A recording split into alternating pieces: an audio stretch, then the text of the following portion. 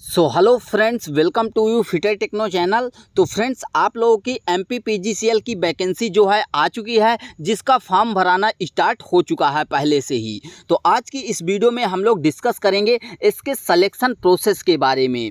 और यहाँ पर ध्यान दीजिएगा कि जो भी मैं यहाँ पर इस वीडियो में डिस्कस करूँगा वो ITI स्टूडेंट के लिए, प्लांट असिस्टेंट मैकेनिकल और इलेक्ट्रिकल के लिए डिस्कस करने वाला हूँ। ठीक है, तो जो आपका पोस्ट है डिस्कस जिसके लिए होगा वो प्लांट असिस्टेंट है। तो यहाँ पर देखेंगे कि सिलेक्शन प्रोसेस क्या रहने वाला है, इसका एग्जाम पैटर्न क्या रहेगा, क्या इसमें निगेटिव मार्किंग होगी या फिर नहीं होगी, और यदि होगी तो कितने की रहेगी। और साथ ही साथ डिस्कस करेंगे इसके ऑफिशियल सिलेबस के बारे में कि ऑफिशियल सिलेबस क्या रहने वाला है।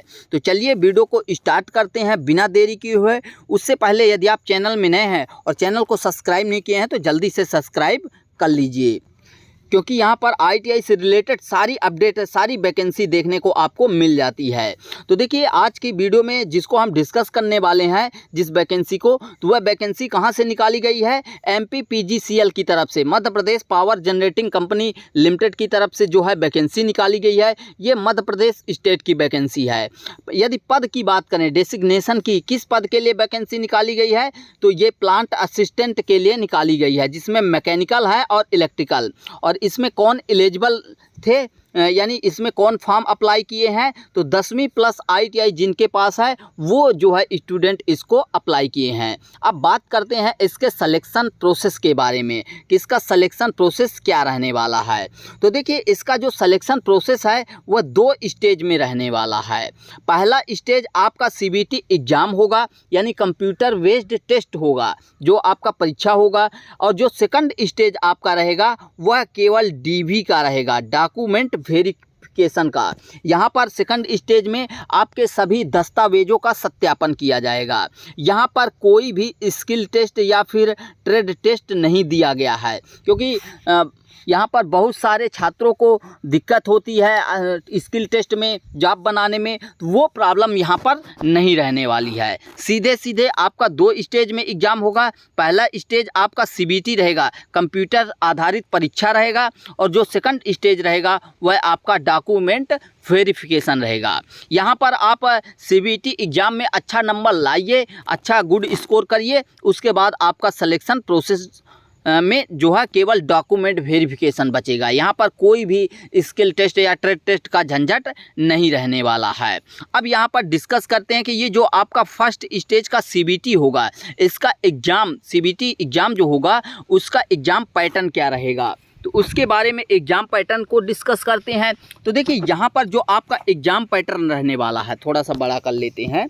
जो एग्ज़ाम पैटर्न आपका रहने वाला है वह 100 क्वेश्चन का, 100 क्वेश्चन का आपका एग्ज़ाम रहेगा। ठीक है, और टोटल कितने नंबर के रहेंगे, 100 नंबर के ही रहेंगे। यानी जो है 100 क्वेश्चन रहेगा और टोटल 100 नंबर के रहेंगे, यानी जो है एक क्वेश्चन 1 नंबर का रहने वाला है। ठीक है, आगे क्या बोला गया, देयर इज 2 सेक्शन। इसको जो है 100 क्वेश्चन को 2 सेक्शन में बांटा गया है, पार्ट A और पार्ट B, या कहें फर्स्ट एंड सेकंड। तो फर्स्ट सेक्शन जो आपका रहेगा वह कहाँ से रहेगा, उसमें जो है टोटल 75 क्वेश्चन, फर्स्ट सेक्शन में 75 क्वेश्चन पूछे जाएंगे। जो कहाँ से पूछे जाएंगे क्वेश्चन, आपके ट्रेड थ्योरी से पूछे जाएंगे। जैसे आपने फिटर से भरा है, मैकेनिकल से भरा है तो फिटर वगैरह से पूछा जाएगा, इलेक्ट्रिकल से भरा है तो इलेक्ट्रीशियन वगैरह से पूछा जाएगा। यानी जिस ट्रेड से आपने फॉर्म भरा है उसी ट्रेड से रिलेटेड, आपके ट्रेड थ्योरी से रिलेटेड जो है 75 क्वेश्चन आपके फर्स्ट पहले सेक्शन में पूछे जाएंगे। ठीक है, और जो दूसरा सेक्शन है वह 25 नंबर का रहने वाला है। कितने नंबर का रहेगा, 25 नंबर का रहेगा। यहाँ पर दिया गया है 25 क्वेश्चन, 25 नंबर का दूसरा सेक्शन रहने वाला है।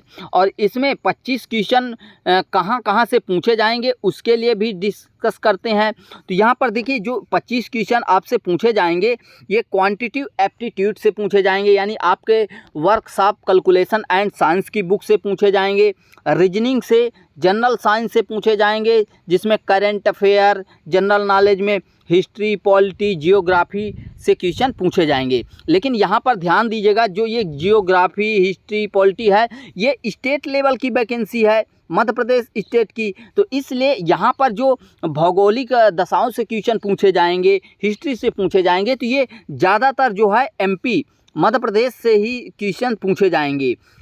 ठीक है, तो ये ध्यान रखना, ज़्यादातर जो है यहाँ पर पॉलिटी से नहीं पूछे जाते हैं, यहाँ पर हिस्ट्री से एक आध क्वेश्चन और 4 से 5 क्वेश्चन जो है जियोग्राफी से पूछे जाएंगे।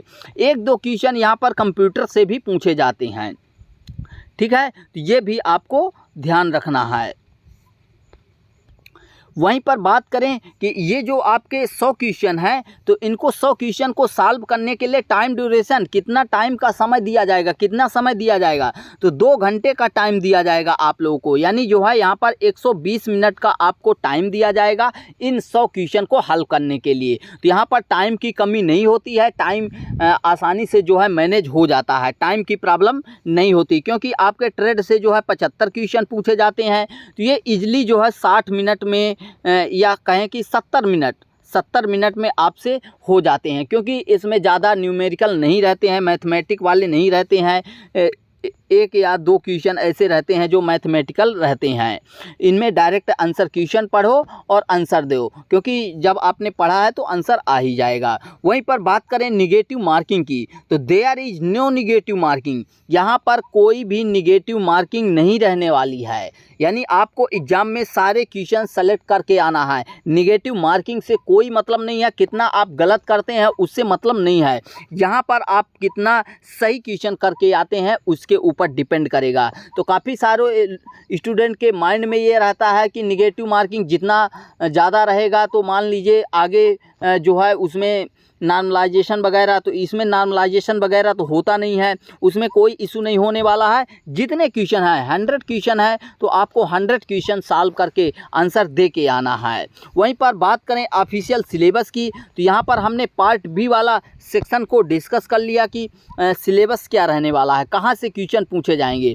अब जैसे यहाँ पर क्वांटिटेटिव एप्टीट्यूड है, तो आपके वर्कशॉप कैलकुलेशन एंड साइंस की बुक से बेसिक क्वेश्चन पूछे जाएंगे 10th स्टैंडर्ड के, जनरल साइंस से 10th स्टैंडर्ड के, करंट अफेयर जो अभी हाल ही में हो रहा है उससे पूछे जाएंगे। जनरल नॉलेज में आपके जियोग्राफी से ज़्यादा क्वेश्चन पूछे जाएंगे और 1-2 क्वेश्चन कंप्यूटर से भी पूछे जाते हैं। तो ये तो पार्ट बी वाला सेक्शन हो गया। वहीं पर बात करें पार्ट ए जो आपका है वह कहाँ से पूछा जाएगा, जिसमें 75 क्वेश्चन, तो 75 क्वेश्चन में से आपके मान के चलिए कि 72 से 73 क्वेश्चन आपके ट्रेड थ्योरी से रहेंगे और वहीं 2 से 3 क्वेश्चन आपके इंजीनियरिंग ड्राइंग से पूछे जाने वाले हैं।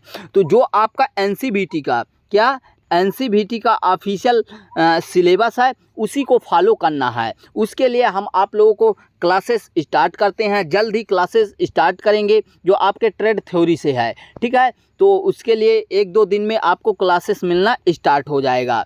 तो यहाँ पर हमने इसके ऑफिशियल सिलेबस के बारे में बताया, सिलेक्शन प्रोसेस क्या रहने वाला है उसके बारे में डिस्कस किया। आई थिंक आपको सब कुछ क्लियर हो गया होगा। फिर भी अभी भी आपका इस वैकेंसी से रिलेटेड कोई भी क्वेरी है, क्वेश्चन है, तो आप कमेंट बॉक्स में कमेंट करके बताइए, उसका जवाब हम ज़रूर देंगे। तो मिलते हैं नेक्स्ट वीडियो में। Thanks for watching and bye bye.